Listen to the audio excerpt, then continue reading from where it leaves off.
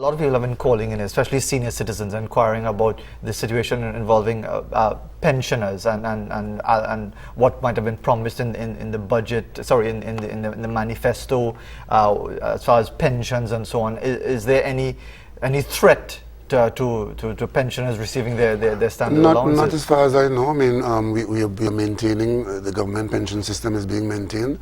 Certain adjustments were made in the budget, and as far as I'm aware, that has kicked in. And what we're trying to do is to preserve that situation, because the pensioners are the ones who are very vulnerable, and a very difficult situation. We try to give the vulnerable a leg up.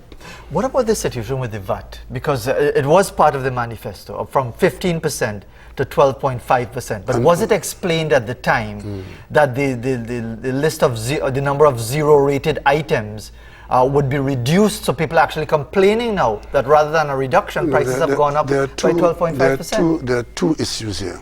One, VAT is a tax. Let us not make it. VAT is a tax.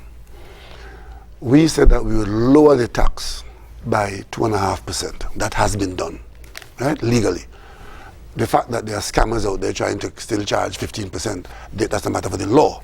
And I'm quite surprised that not one person has been dragged before the court or whatever the law says to be done on that matter, because... Well, consumer affairs tell them when they come in. Well, again...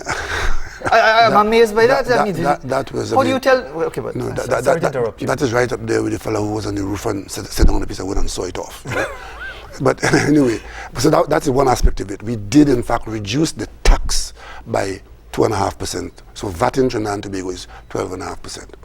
There's another issue. When we came into office, the country's financial situation had been seen to be deteriorating in terms of revenues, and as a tax collection mechanism, we decided to put a tax on items of foodstuff which were not taxed before. Were you therefore dishonest to the public prior to the election? That decision to increase the taxes or to raise additional funding through tax was not a pre-election issue. Oil was not $30 a barrel in September, right? But it was heading there. No, it wasn't. The budget was $45, right? Yeah. As a matter of fact, there were some scribes who were telling you this is a 6-month thing. But the bottom line is, when we made the budget, we looked around. And as a matter of fact, even before that, when the last Prime Minister removed VAT from 7,000 items, what was the PNM's position? The PNM's position, we opposed it, because we said it was simply not... We shouldn't have gone beyond the basket of basic foodstuffs, so let the tax remain. And all that did, by reducing the VAT, was to allow the persons who were selling those products to pocket the 15% and import fat and salty foods, imports. That's what that was about. We had opposed that. So if we now put it back on, that's nothing new, because we did say before it should not come off in the first place. When Kamala Prasad Bissesa had a big question in the parliament to answer, and they throw out this VAT thing as a distraction and remove 7. Have you seen the items that VAT was removed from?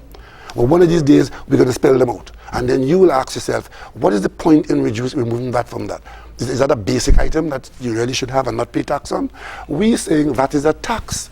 And to remove tax from these products is not the best, and not to mention the fact that the advice and the knowledge that we have of VAT performing at 40%, government is only collecting 40% of the VAT that it can collect in a situation where we're short of money. So we set about to improve our revenue collection arrangement, and that's how we should see it. And in that sense, and we just have and before I finish, none of the basic food items have been taxed.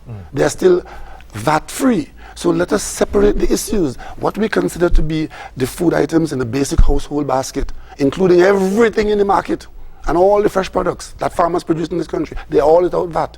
And the other processed material and imported material and basics like rice and flour and so, no VAT. So we can defend our position.